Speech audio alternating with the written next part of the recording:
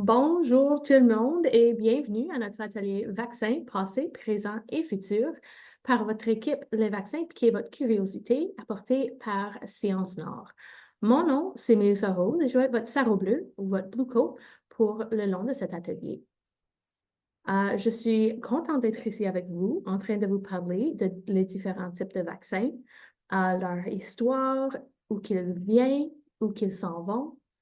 Et à la fin, nous allons avoir un jeu questionnaire après la présentation. Alors, avant de lancer en parlant des vaccins et tout ça, j'aimerais parler et expliquer un petit peu pourquoi qu'on a un besoin pour les vaccins. Alors, des agents pathogènes sont des petites choses qui peuvent nous rendre malades.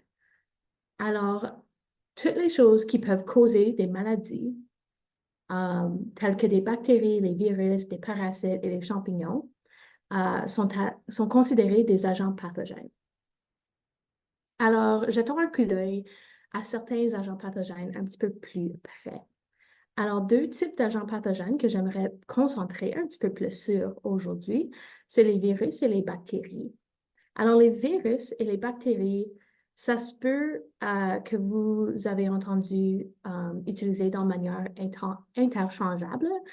Euh, alors, les deux sont retrouvés dans presque tous les écosystèmes de la planète, mais il y a en fait beaucoup de différences entre les deux.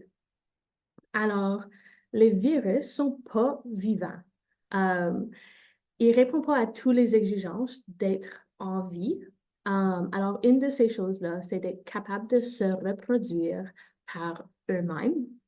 Um, ils ne peuvent pas se répliquer sans être à l'intérieur d'une différente cellule vivante. Alors, ça se peut que c'est nos cellules, des cellules de plantes ou d'autres animaux. Mais ils ne peuvent pas se répliquer eux-mêmes. Mais les bactéries sont des organismes vivants. Ils peuvent se reproduire s'il y a des nutriments disponibles. Alors, si on prend une des deux, on le met sur le comptoir, il n'y a pas de nutriments, il n'y a rien là, ils ne vont pas se répliquer. Mais si tu le mets dans une place avec des nutriments, les bactéries vont se répliquer, mais les virus n'ont pas la capacité jusqu'à temps qu'ils rentrent dans une cellule d'un autre organisme vivant. Alors, comme ils sont différents, on a différentes façons de traiter les infections ou les maladies qu'ils causent. Alors, si vous avez été infecté par un virus, on va prescrire des médicaments antiviraux. Ça traduit proche à contre les virus, so anti contre virus.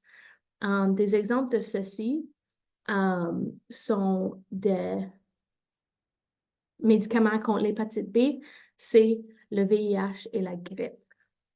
Si tu es infecté par une bactérie, on utilise des antibiotiques. Vous avez probablement déjà entendu des antibiotiques, encore anti-contre biotiques, les bactéries. Et des exemples de ceux-ci, c'est des médicaments pour l'angine streptococcique, des infections de voies urinaires et plusieurs différentes choses. Alors, il y a différentes façons qu'ils peuvent être utilisés. Alors, les antiviraux, c'est intéressant. Ils peuvent être comme une crème, tu peux le prendre par injection, tu peux le prendre de différentes façons aussi. Alors, c'est très intéressant. Maintenant, j'aimerais parler d'un mot commençant avec un autre mot qui commence avec anti, des antigènes. Ils peuvent se trouver sur des agents pathogènes. Alors, les agents pathogènes, c'est comme les virus, les bactéries, les champignons, les parasites. Et les antigènes sont les petites choses sur la surface qui essentiellement vont créer et déclencher une réponse immunitaire quand ils rentrent dans notre corps. Alors, n'importe quelle molécule ou substance étrangère qui déclenche une réponse immunitaire est considérée un antigène. Alors, voici un petit antigène et qu'est-ce que notre corps va faire? Ça va créer des anticorps qui vont s'attacher à cet antigène-là. Alors, comment que ça fonctionne? Imagine, c'est comme un casse-tête. Alors, les antigènes vont seulement se lier à un antigène spécifique. Alors, comme des morceaux de casse-tête, un anticorps peut s'attacher à un antigène spécifique. Si plusieurs différents pathogènes ont cet antigène spécifique, c'est parfait, c'est beau. L'anticorps formé peut s'attacher à plusieurs différents agents pathogènes s'ils ont le même antigène. S'il y a différents antigènes, notre corps a besoin de créer différents anticorps contre ces différents antigènes-là. La site de liaison d'antigènes, c'est où qu'ils s'attachent, comme encore des morceaux de casse-tête. Alors, quand que les anticorps arrivent, ou quand l'antigène arrive, les anticorps aideront votre corps à combattre les germes en reconnaissant les antigènes à la surface des pathogènes et ils vont les marquer pour destruction. Maintenant, la dérive antigénique. Je veux juste parler de ceci un petit peu pour vous donner une explication de comment un antigène peut être différent dans le même virus. Alors, des changements dans la constitution génétique d'un virus, en particulier un virus de la grippe, ils changent fréquemment, même dans la même saison. Alors, quand il y a des changements génétiques dans le virus, ça peut créer un nouveau ou une nouvelle souche de virus. Alors, imagine, on a un antigène avec un petit anticorps, un petit anticorps va s'attacher à l'antigène sur ce virus au début ici, mais les changements génétiques en passant vont créer le même antigène, un différent virus ou une nouvelle souche du virus avec le même anticorps et vont pas être capables de s'attacher. Alors,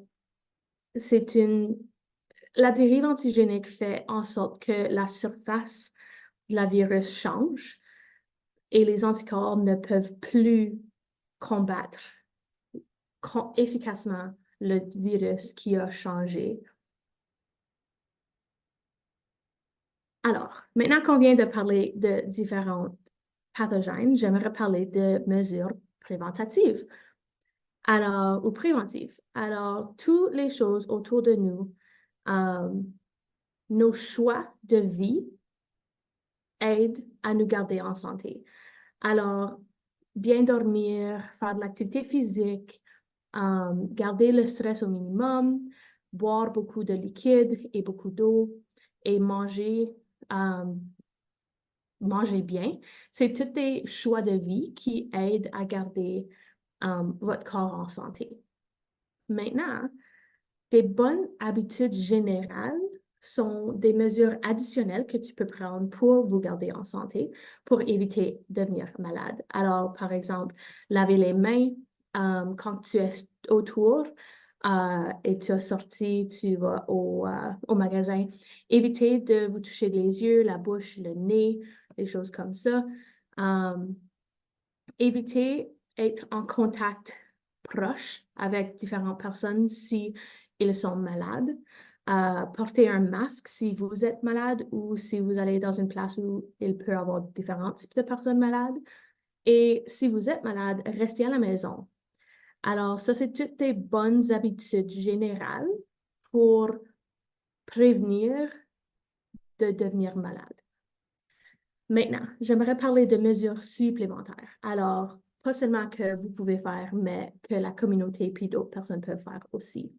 Alors, une des premières choses, ça se peut que vous êtes familier avec le mot quarantaine, la quarantaine. Alors, qu'est-ce qui arrive, c'est comme pendant la pandémie de COVID-19, on a fait une quarantaine autour du monde. Alors, ça a isolé tout le monde, essentiellement, qui pourrait être isolé. Mais, c'est pas toujours... La quarantaine, c'est pas exactement ça. C'est isoler une personne ou un animal qui a été exposé à une maladie. Alors, si une personne est malade ou un animal est malade, on va leur mettre en quarantaine ou quarantaine et ça va rester là jusqu'à temps que la maladie a passé. Si plusieurs personnes ont été infectées, c'est là où la stratégie va changer un petit peu, puis on va isoler plusieurs personnes. Mais la façon la plus efficace pour réduire le risque, c'est d'être immunisé ou l'immunisation. Alors, le processus d'immunité ou d'immunisation, c'est de devenir immune et créer une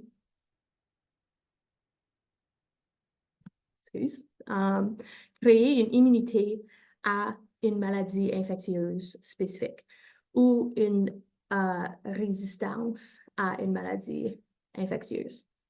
Alors, une des façons que tu peux faire ça, c'est par la vaccination. Alors, c'est là où que j'aimerais sauter et parler un petit peu de la vaccination. Alors, maintenant, on va commencer dans le passé. Alors, la vaccination historique est appelée la variolation ou inoculation. Alors, on a sauté dans le passé jusqu'au 16e siècle, où l'inoculation a été premièrement documentée.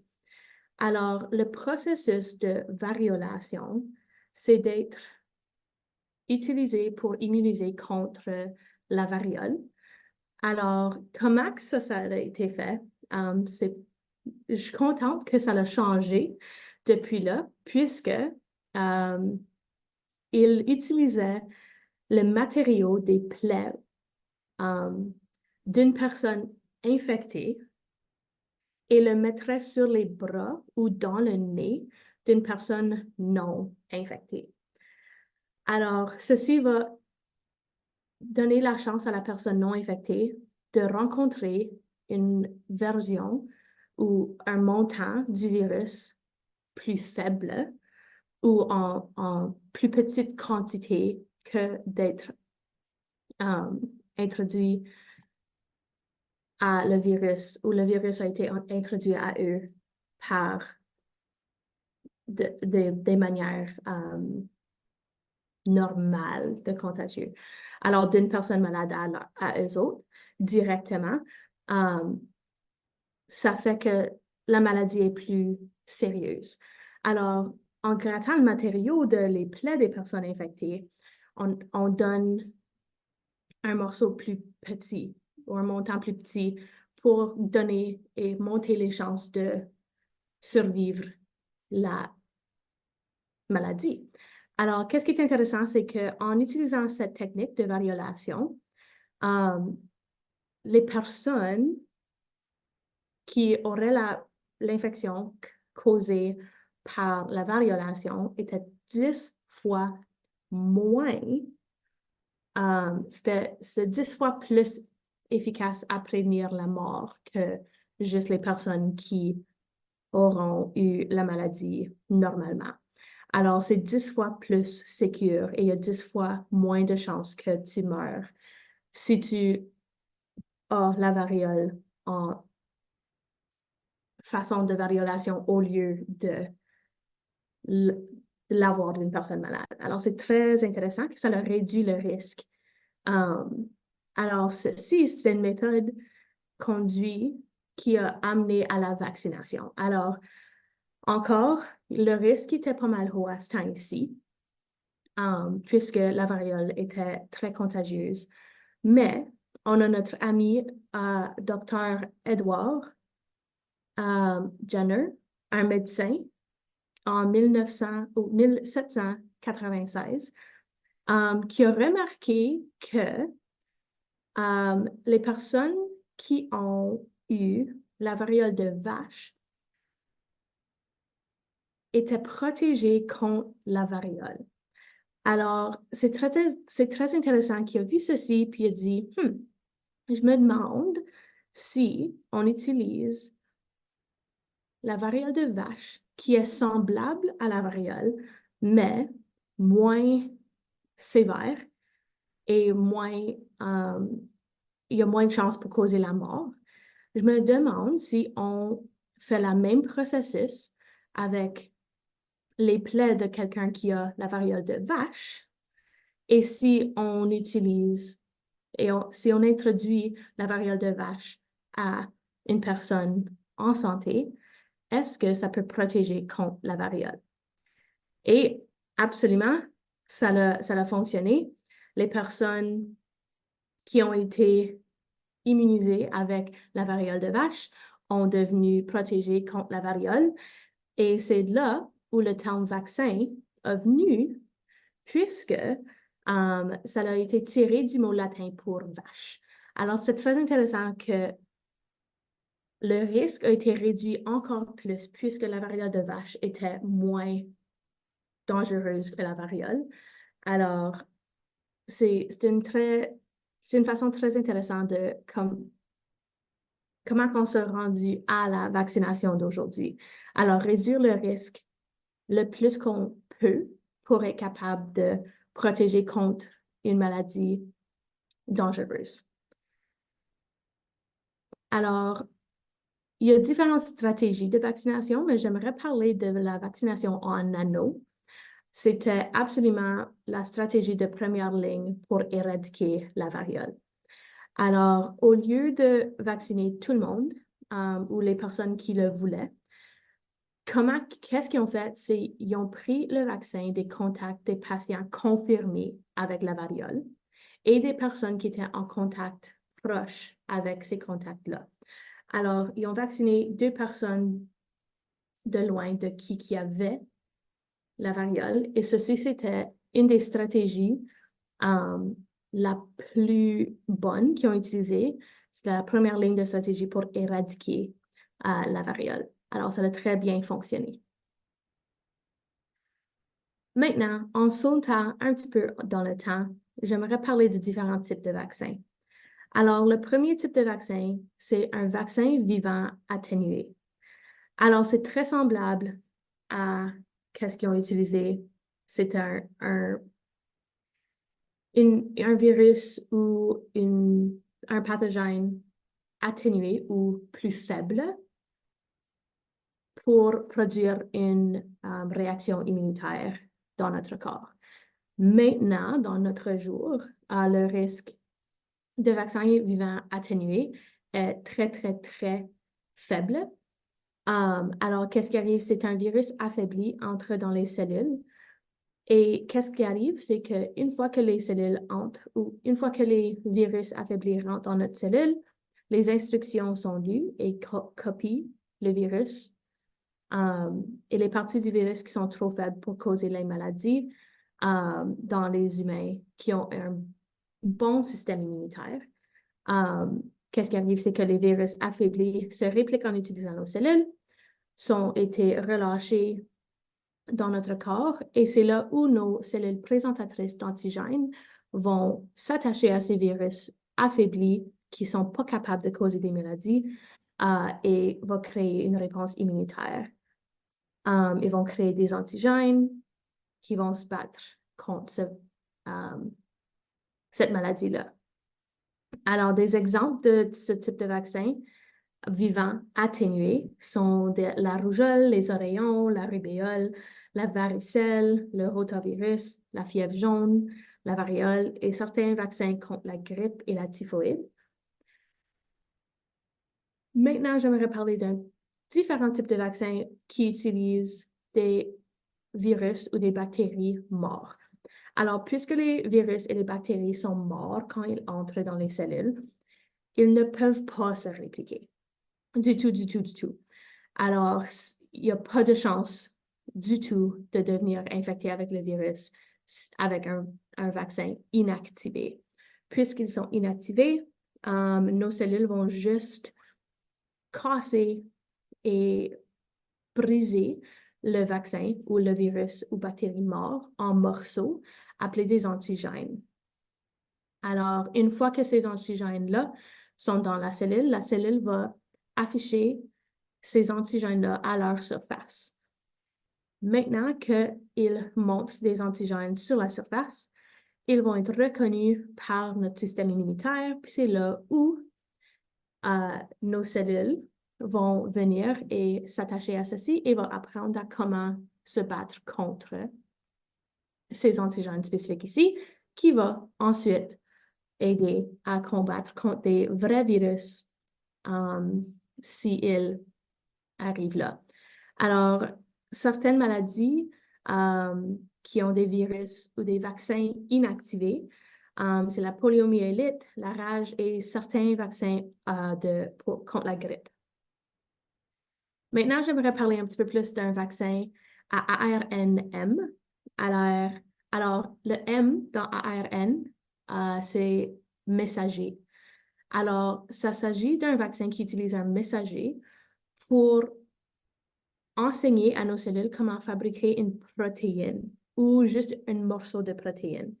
Alors, qu'est-ce qui arrive, c'est que quand que l'ARNM entre dans les cellules vont lire les instructions de comment créer cette protéine-là. Les protéines cibles sont aussi appelées des antigènes. Alors, la même façon avec le vaccin inactivé, une fois que ces antigènes-là ou les protéines-là sont dans la cellule va les afficher sur sa surface. Et qu'est-ce qui arrive, c'est qu'ils vont être reconnus par notre système immunitaire qui va produire une réponse immunitaire et nous protéger. Maintenant, une fois qu'on a parlé de ces 3 types de vaccins-là, il y a plusieurs différents types de vaccins. Alors, ce n'est pas juste ces 3 types-là. D'autres types de vaccins utilisent juste la protéine. Il a introduit la protéine dans nos cellules. Alors, il y a différents types, mais pour aujourd'hui, j'aimerais parler spécifiquement de ces 3-là. Maintenant, j'aimerais parler des vaccins combinés. Alors, des fois, oui, absolument, on a un vaccin qui est administré pour une maladie en particulier, mais il y a des cas où on peut combiner des vaccins, on peut les mettre ensemble pour que ça soit dans un vaccin seulement. Alors, c'était conçu pour protéger contre 2 maladies ou plus, ou contre une maladie causée par différentes souches de cette maladie-là. Alors, différents types de cette maladie-là. Alors, la première type que j'aimerais parler de, c'est la ROR, qui inclut la rougeole, les oreillons et la rubéole. Chez les enfants, ce vaccin combiné ou un vaccin combiné semblable comprend aussi la varicelle. Alors, c'est RORV pour les enfants, mais pour les adultes, on a le ROR.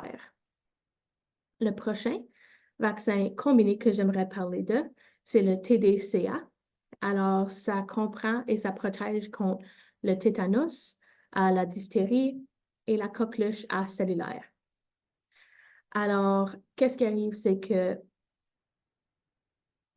un vaccin combiné de TDCA ou un vaccin combiné semblable, juste TD, est recommandé à tous les 10 ans, spécifiquement pour la tétanos et la diphtérie. Alors, sont recommandés à chaque 10 ans. Maintenant, j'aimerais parler de Twinrix. Twinrix protège contre l'hépatite A et l'hépatite B. Et c'est un des vaccins typiques qui est recommandé quand on voyage. Alors, Twinrix protège contre l'hépatite A et l'hépatite B. Autre vaccin que j'aimerais parler de, c'est les vaccins anti-pneumocoquiques. Alors, ça protège contre les infections causées par la bactérie Streptococcus pneumoniae. Alors, ces infections peuvent entraîner des infections graves comme la pneumonie et des infections sanguines et même jusqu'à la méningite bactérienne. Alors, c'est important pour les personnes à plus de 50 à 60 ans d'avoir un vaccin anti-pneumocoquique. Un autre qui est recommandé pour les adultes âgés plus de 50, c'est Shingrix. Alors, ceci, c'est un vaccin qui protège contre la zona ou shingles. Alors, la varicelle et le zona sont apparentés puisqu'ils sont causés par le même virus. Alors, le virus varicelle zona. Une fois qu'une personne a été infectée par la varicelle, le virus reste dormant dans notre corps et peut réactiver dans les années plus tard et causer des zonas. Alors, c'est important de devenir vacciné contre la zona pour que ceci n'arrive pas ou une chance plus petite de ne pas arriver. Et maintenant on a parlé de le passé, on a parlé du présent, j'aimerais parler un petit peu des futurs des vaccins. Alors, les vaccins à ARNM, on a déjà parlé de comment ça fonctionne, mais j'aimerais parler un petit peu plus en détail de celle-ci. Alors, oui, la technologie existe depuis longtemps. Pendant COVID-19, c'était la première fois qu'il était largement utilisé pour une population autour du monde, mais la technologie existe depuis longtemps. Alors, il y a des chercheurs ou des chercheurs qui étudient et travaillent avec des vaccins à ARNM depuis longtemps. Il y a des études, ils ont été étudiés pour des utilisations contre la grippe, le Zika, la rage et le cytomégalovirus.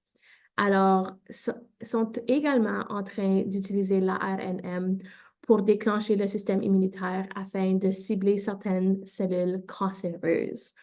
Alors, c'est vraiment, vraiment intéressant comment ils sont utilisés autour du monde pour différentes choses. Alors, ils ont été largement utilisés pour la première fois, comme j'ai dit, avec COVID-19, mais sont très importants pour plusieurs choses. Sont aussi très efficaces, a été créé. Alors, ça prend moins de temps à créer des vaccins à ARNM. Les matériaux pour les créer sont très faciles à trouver et sont interchangeables pas mal facilement aussi. Alors, s'il y a des nouveaux ou des nouvelles souches, on peut vraiment créer un nouveau vaccin plus vite qu'avec les différentes méthodes que j'ai parlé de. Maintenant, j'aimerais parler d'un vaccin à ADN. Alors, il n'y a aucune utilisation dans les humains pour une utilisation généralisée. Alors, comme la première fois, ARNM a été utilisé pour COVID-19, pour la première fois a été largement utilisé. Il n'y a aucun vaccin à ADN qui a été utilisé largement. Mais c'est une technologie qu'on travaille encore avec. Ils les utilisent dans différentes façons. Et ça fonctionne semblable à comment le vaccin ARNM fonctionne, où une partie de l'ADN d'un agent pathogène qui code pour une protéine sur la surface est introduit dans nos cellules. Alors, c'est là où la technologie est très semblable, où ça va rentrer dans nos cellules, ça va enseigner à nos cellules comment créer cette protéine-là ou l'antigène-là. Alors, la technologie est très semblable, mais ça utilise l'ADN au lieu de ARNM. Et l'ADN est plus stable que l'ARNM. Alors, c'est pour ça que ça l'aide. Ou c'est une nouvelle technologie que les scientifiques sont en train d'expérimenter avec. Alors, il y a des essais cliniques sur le traitement des cancers et du VIH. Alors, c'est en utilisation dans les humains, mais pas comme un vaccin à ce temps ici. Mais encore, je suis excitée de voir qu'est-ce que le futur tient pour ce type de vaccination. Alors, les vaccins, je veux juste parler un petit peu de quelque chose de très intéressant. On a des vaccins contre autour de 20 différents types de maladies dangereuses, mais on n'en a pas pour tout autour du monde. Mais un des vaccins qui a été développé récemment, c'était les vaccins contre les parasites, une parasite en spécifique qui cause le paludisme. Alors, le paludisme vient d'être, un vaccin contre le paludisme vient d'être approuvé à la fin de 2021 pour essayer de prévenir le paludisme. Alors, c'est très intéressant que on est en train avec les nouvelles technologies, on est en train d'être capable de vacciner contre différentes maladies dangereuses. Alors, c'est très intéressant, c'est très excitant. Alors, maintenant, j'aimerais parler de l'épidémiologie. Alors, c'est un gros mot qui essentiellement veut dire on est en train de... C'est comment on étudie la distribution et les déterminants de la santé et les maladies.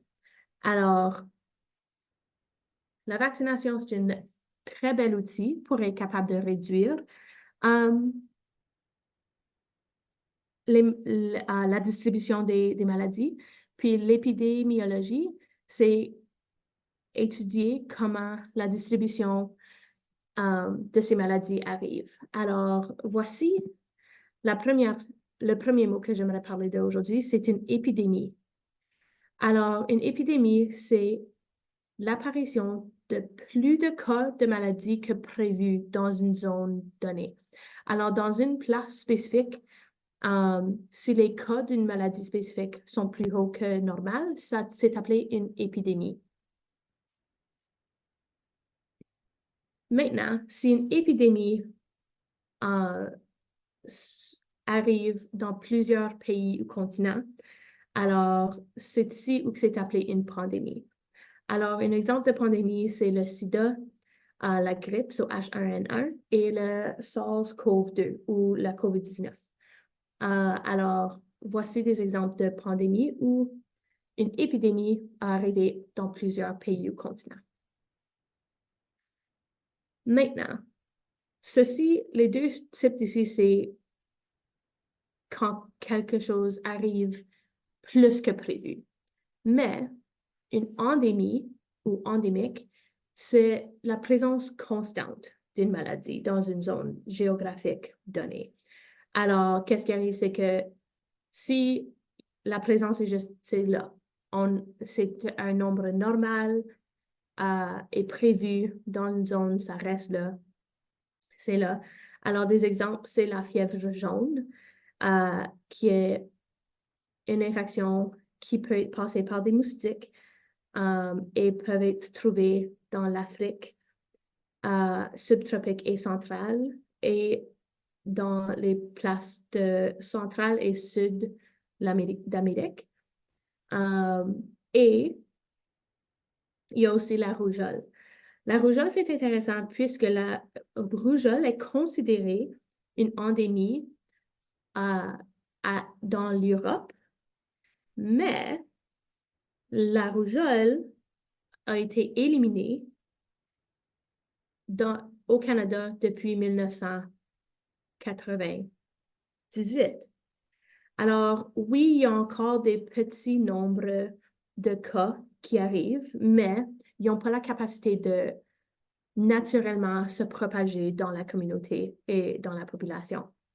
Alors, en parlant de l'élimination et de la rougeole, l'élimination, c'est quand une maladie n'existe plus naturellement dans une zone géographique donnée. Alors, des exemples de ceci au Canada, c'est la rougeole et la poliomyélite. Alors, une fois qu'une maladie ne peut plus naturellement se propager puisque les humains ont devenu immunisés contre un nombre spécifique d'humains dans cette région-là ont été immunisés contre cette maladie-là, c'est là où on peut être considéré éliminé. Alors, la maladie, quand elle ne peut plus se propager naturellement, c'est là qu'on a le titre d'être éliminé ou de titre d'élimination.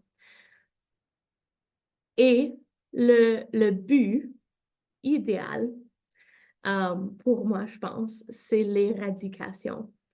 Alors, l'éradication, c'est quand qu'une maladie a été complètement éliminée ou éliminée dans le monde. Alors, l'élimination d'une maladie dans le monde, oui, il va toujours avoir quelques cas peut-être qui sautent, mais pas assez pour naturellement se propager. Et il y a seulement une maladie dans le monde qui a vraiment été éradiquée, puis c'est la variole. Alors, l'éradication est seulement la variole pour nous au monde. Alors, merci. C'est tout que j'ai pour vous aujourd'hui.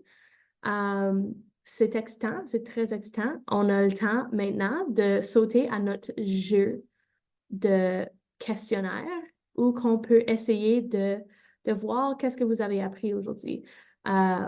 J'espère que vous avez appris quelque chose. On va avoir des points, ça va être excitant, on va compter. Alors, on va changer à ceci maintenant. Si vous avez un morceau de papier ou quelque chose que vous aimeriez prendre des notes avec pour garder vos points, j'adorerais entendre comment que vous avez fait à la fin de notre jeu.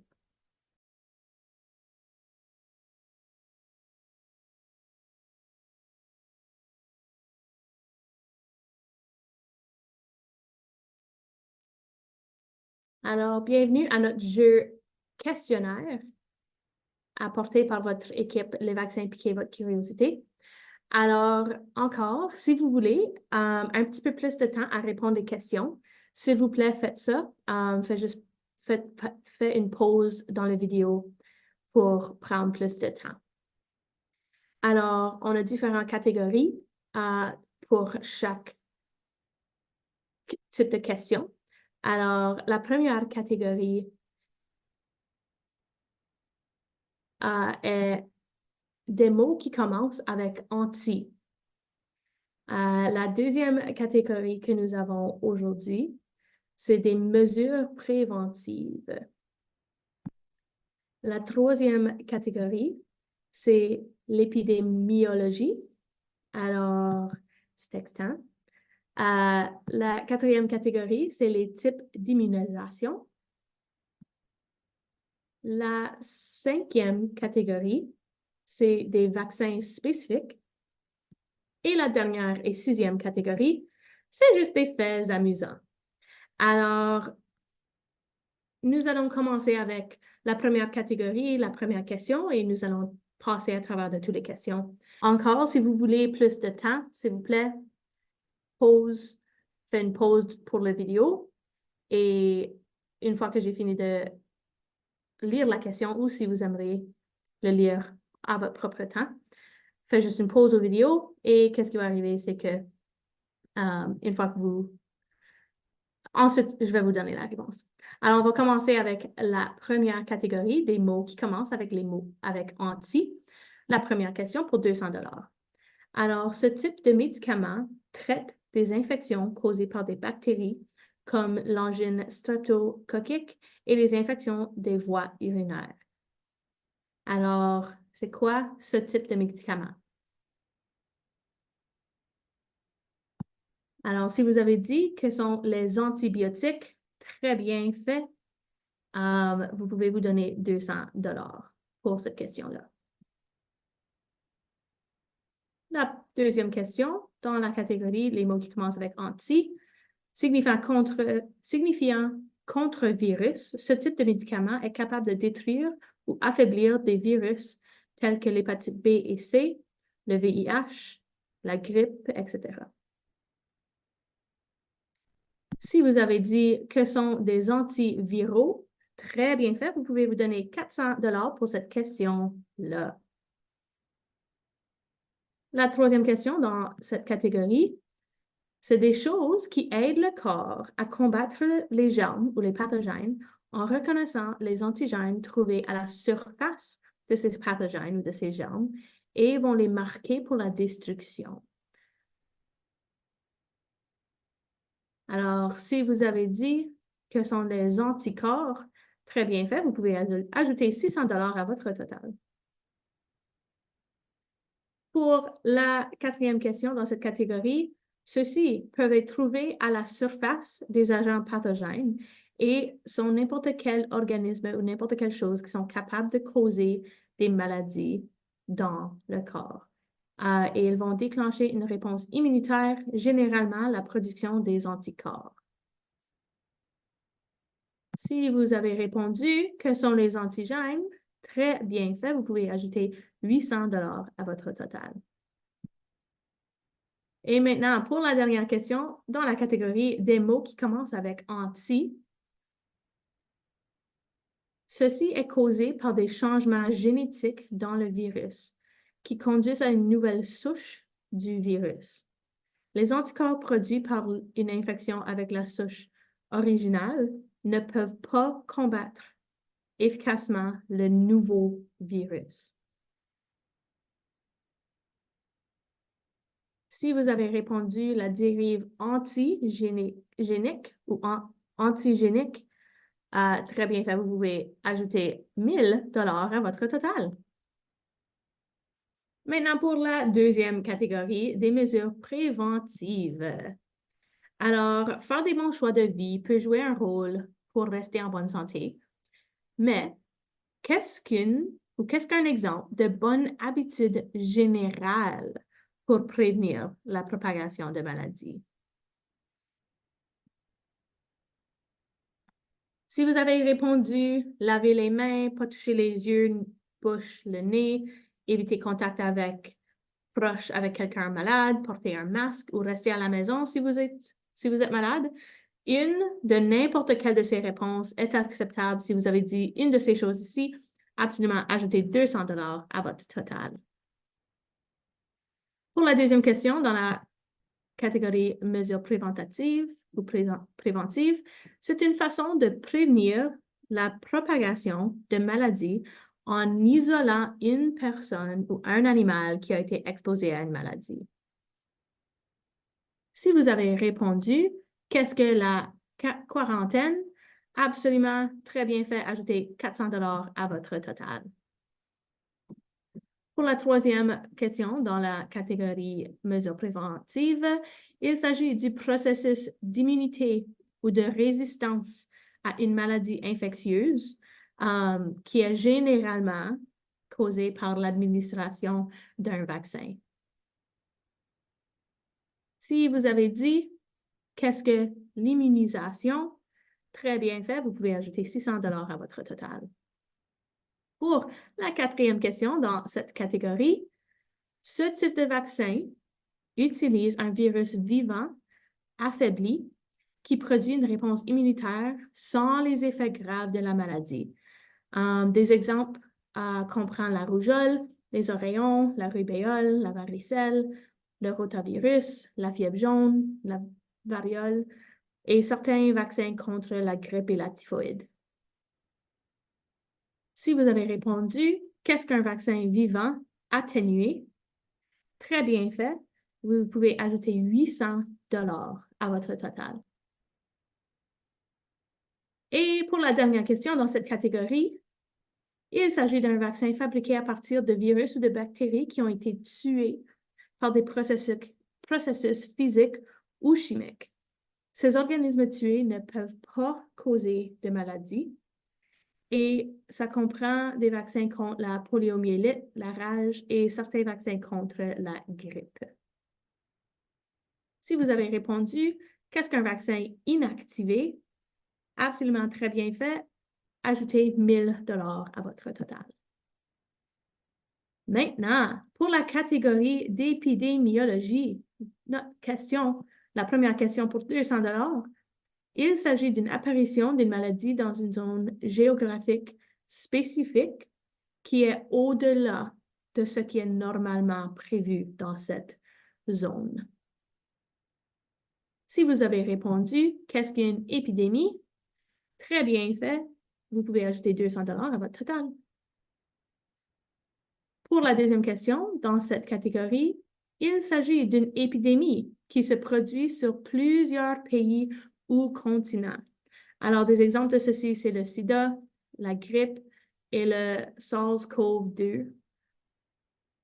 Si vous avez répondu « Qu'est-ce qu'une pandémie ?» Très bien fait. Vous pouvez ajouter 400 $ à votre total.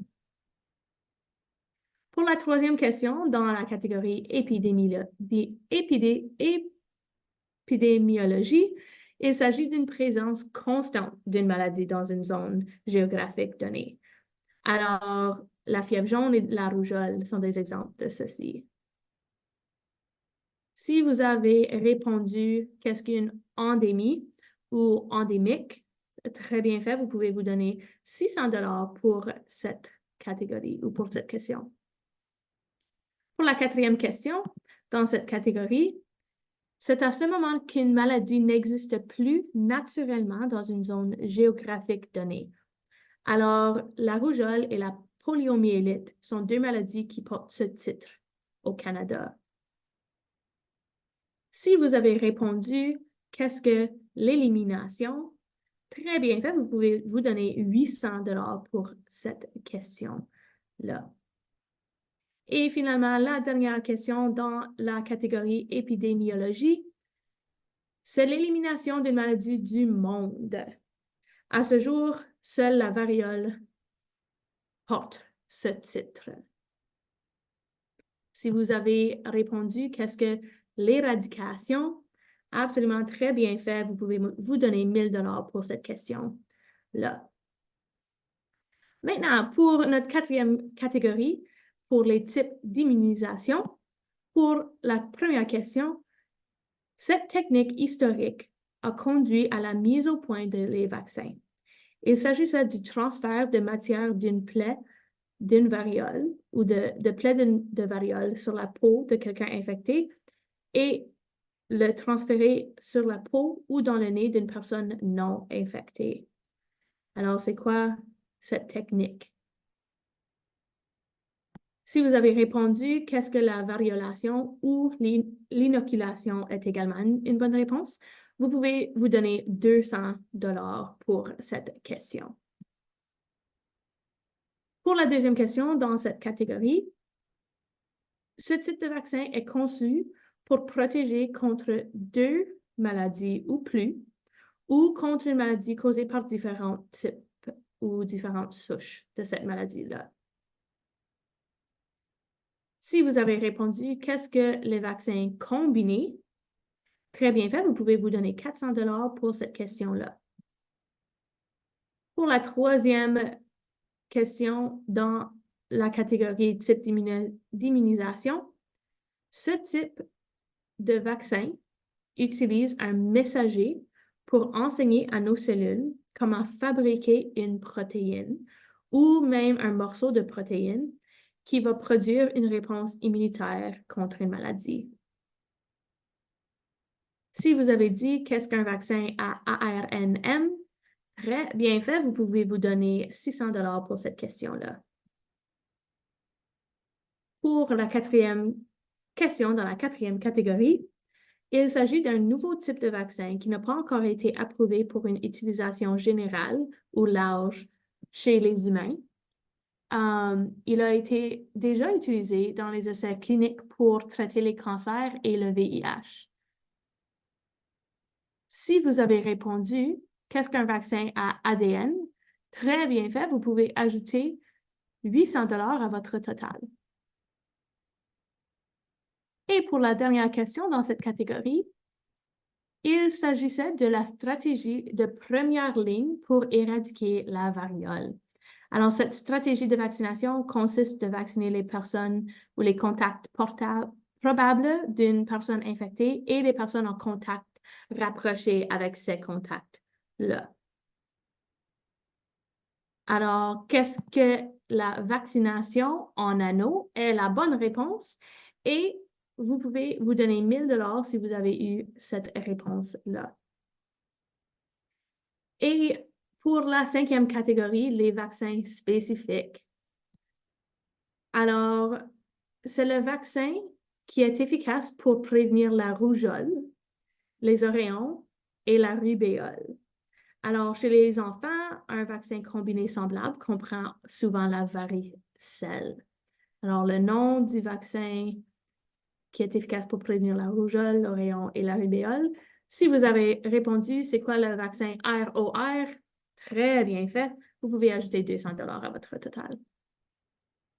Pour la deuxième question dans les vaccins spécifiques, c'est le vaccin qui est efficace pour prévenir le tétanos, la diphtérie et la coqueluche acellulaire. Alors, ce vaccin ou un vaccin combiné similaire ou semblable est recommandé à chaque 10 ans. Si vous avez répondu, qu'est-ce que le vaccin TDCA? Très bien fait, vous pouvez ajouter 400 $ à votre total. Pour la troisième question dans la catégorie vaccin spécifique, ce vaccin aide à prévenir le Zona, qui est administré aux adultes de 50 ans et plus. Alors, c'est quoi le nom de ce vaccin? Si vous avez répondu le vaccin Shingrix, très bien fait, vous pouvez ajouter 600 $ à votre total. Pour la quatrième question, dans la catégorie vaccin spécifique, le vaccin Twinrix est un vaccin combiné qui aide à prévenir ces deux types de maladies ou les deux souches de maladies. Si vous avez répondu que sont l'hépatite A et B, très bien fait, vous pouvez ajouter 800 $ à votre total. Et pour la dernière question dans la catégorie vaccin spécifique, ce vaccin aide à prévenir tout type de maladie causée par la bactérie Streptococcus pneumoniae. Leur utilisation peut prévenir certains cas de pneumonie, de méningite et de septicémie. Si vous avez répondu qu'est-ce que le vaccin anti-pneumococcique, très bien fait, vous pouvez ajouter 1000 $ à votre total. Et pour la dernière catégorie, les faits amusants, on va changer un petit peu. Ça se peut qu'on n'a pas parlé de ça pendant la présentation, mais je veux juste vous faire penser un petit peu. J'aimerais vous donner des faits amusants. Alors, la première question dans cette catégorie, la vaccination prévient quel nombre de décès causés chaque année par des maladies comme la diphtérie, le tétanos, la coqueluche, la grippe, la rougeole, etc. Alors, ça prévient quel nombre de décès? 500 000, 1 à 2 millions, 3,5 à 5 millions ou 12,3 à 14 millions?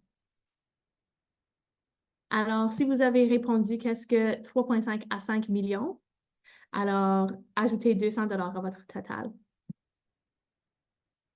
Pour la deuxième question, dans la catégorie fait amusant, le VRS est un virus qui cause habituellement des infections de poumons, qui produit des symptômes légers et semblables à ceux d'un rhume, mais dans les cas graves, ça peut entraîner une pneumonie ou une bronchiolite. Alors, qu'est-ce que le R dans le VRS signifie? On va vous faire penser un petit peu. Alors, si vous avez répondu, qu'est-ce que respiratoire? Très bien fait, vous pouvez vous ajouter 400 $ à votre total. Alors, VRS, le nom long, c'est un virus respiratoire syncytial. Alors, si vous avez 60 ans ou plus, un vaccin est disponible pour vous protéger contre le VRS. Alors, la troisième question dans les faits amusants, c'est Shingrix est un vaccin qui aide à protéger contre le zona. Pour les adultes de 50 ans à 69 ans qui ont été vaccinés avec le vaccin Shingrix, le vaccin était quel pourcentage efficace pour prévenir le zona? 50%, 73%, 80% ou 97% efficace à prévenir le zona? Si vous avez répondu, qu'est-ce que 97%? Très bien fait, vous pouvez vous ajouter 600 $ à le total. Un autre fait intéressant, c'est que chez les adultes de 70 ans et plus, Shingrix était 91% efficace. Alors, le plus tôt que vous vous faites vacciner, le plus efficace que ça devient ou que c'est. Pour la quatrième question dans la catégorie fait amusant, l'Organisation mondiale de la santé a une stratégie d'éradication de cette maladie qui peut infecter la moelle épinière d'une personne et peut causer la paralysie. Alors, historiquement, un poumon d'acier a été utilisé pour soutenir la capacité d'une personne à respirer jusqu'à ce qu'il puisse se récupérer. Alors, c'est quoi cette maladie? Si vous avez répondu qu'est-ce que la poliomyélite ou le polio, très bien fait, vous pouvez vous donner 800 $ pour cette question-là. Et la dernière question de notre jeu aujourd'hui et la dernière question dans la catégorie fait amusant. Un vaccin qui a été récemment approuvé en 2021 et qui est le premier vaccin à prévenir cette infection parasitaire propagée par les moustiques. Alors, c'est quoi cette infection? Si vous avez répondu, qu'est-ce que le paludisme ou malaria, la malaria? Très bien fait, vous pouvez vous donner 1000 $ pour cette question-là. Et maintenant, nous avons terminé ce jeu. C'est temps de compter votre argent. Si vous voulez prendre le temps, vous pouvez faire une pause ou le faire après la vidéo. Compte l'argent, on aimerait bien entendre quel montant d'argent que vous avez eu dans les commentaires. Alors, laissez-nous savoir si vous voulez. Moi, j'aimerais bien entendre de vous. Alors, nous avons aussi un questionnaire à faire remplir si vous voulez. Ça serait grandement apprécié pour nous laisser savoir comment qu'on a fait aujourd'hui, si vous avez aimé ou appris des choses dans notre atelier aujourd'hui. On aimerait bien entendre de vous, puisque si on va faire des choses comme ceci dans le futur, vous pouvez nous donner vos idées de comment améliorer ce type d'atelier ou nous dire si vous avez appris quelque chose, puis les choses comme ça. Alors, merci beaucoup. J'espère que vous avez eu du plaisir. J'espère que vous avez appris quelque chose. Et merci d'être ici et de regarder cet atelier avec nous aujourd'hui.